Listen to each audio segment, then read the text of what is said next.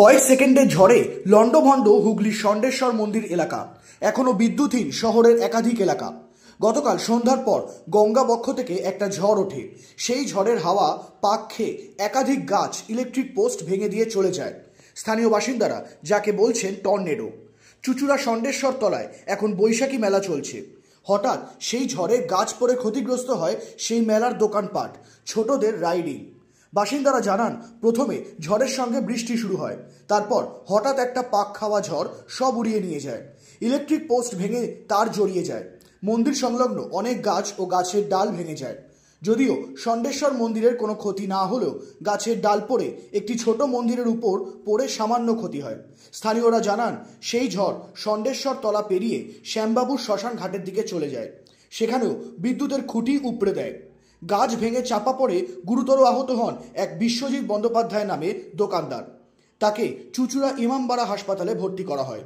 ঝড়ের তাণ্ডবে ব্যান্ডেল বন মসজিদের পাশে গাছ ভেঙে পড়ে একটি বাড়িতে। সেখানে আটকে পড়ে দুই মহিলা। তাদের জানালা ভেঙে উদ্ধার করে দমকল বাহিনী। এদিন রাতেই যুদ্ধকালীন পরিস্থিতিতে উদ্ধার হয় কাজ শুরু করে পুরসভার কর্মী, দমকল বাহিনী ও বিপর্যয় মোকাবিলা দপ্তর। এই বিষয় শক্তিপদ পাল নামে এক ব্যক্তি জানান, কয়েক সেকেন্ডের ঝড় এটা, এই টর্নেডোর মতন অবস্থাটা। তারপরে এই সমস্ত ভেঙে চুরে একাকাণ্ড হয়ে গেল একদম।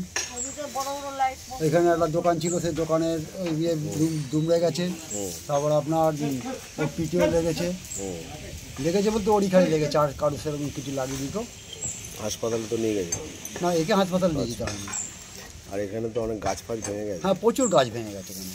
আপনার কোন সাংবাদিক 12 থেকে 15 সেকেন্ডের মধ্যে একদম লন্ড বন্ধ করে দিয়েছে। এখান থেকে গিয়ে শ্যামবাবু ঘাটে, আপনি শ্মশান ঘাটের দিকে যান, শ্মশান ঘাটে দেখতে পাবেন, ওইখানে হসপিটালে ভর্তি আছে একজন। কোমর টোমর ভয়ে সব ভেঙে গেছে। হ্যাঁ, প্রায় 5খানা সেলাই করেছে। মানে বুঝেই ওঠা যায় নিচে ঝড়টা। আরে আমরা তো এখানে বসে থাকি, জাস্ট খালি উঠে তখন বাড়ি চলে গেছি। তারপর শুনলাম এই অবস্থা, মেঘ করেছে। দেখো, আমি এমনি অসুস্থ, জানুয়ারি মাসে 20 তারিখ থেকে খুবই অসুস্থ। কি নাম আপনার? আমার নাম শক্তিপদ পাল।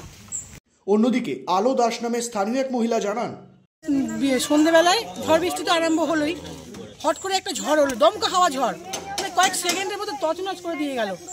মানে ওই ঝড় আমরা সত্যি এতদিন এখানে থাকি, বাসিন্দা আমরা দেখিনি কোনোদিনও। খুব বাজেভাবে ঝড়টা মানে টর্নেডোর মতো, মানে ঝড়টা ঘুরতে ঘুরতে এই গাছগুলো ফেললো, ওদিকে দুটো পোল ফেললো, মানে গাছের ডালগুলো উড়ে গিয়ে ওইখানে পোল ভাবুন ভাঙলো। মানে কেমন ঝড়টা এসছে, মানে কয়েক সেকেন্ডের জন্য তছনছ আমাদের সব কিছু। আর সারা তো কারেন্টও নেই আমাদের, আজ কল যে অবস্থা আমাদের আমরাই জানি। পুরো কারেন্ট অফ করে দিয়েছে। পুরো কারেন্ট অফ করে দিয়েছে। ওখানে পোল দুটো নেই, দেখে আসো, সব পোল দুটো উড়িয়ে দিয়েছে পুরো। আর এই যে নাগরদোলা নাকি এটাও ভেঙে গেছে? হ্যাঁ, এইটা এই গাছটা ঝড়টা মানে এই কন্যার ঘেসে গেছে, তো এই গাছটা ফেলে দিয়েছে। মানে এমন যে ঝড়টা এই কন্যার বেঁচে এসছে। কি নাম আপনার? আমার নাম আলো দাস।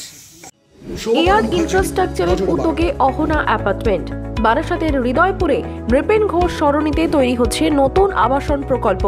থাকছে একগুচ্ছ বিশেষ সুবিধা, লিফট থেকে শুরু করে ডিপ টিউবওয়েল, এছাড়াও থাকছে সাউন্ড প্রুফ জেনারেটর এবং কার পার্কিং এর সুবিধাও। এখানে 2 এবং 3 BHK ফ্ল্যাট রয়েছে। এছাড়াও থাকছে আরো একগুচ্ছ বিশেষ সুবিধা। বিস্তারিত জানতে ফোন করুন স্ক্রিনে দেওয়া ফোন নম্বরে। সাধ্যের মধ্যে স্বাদ পূরণ।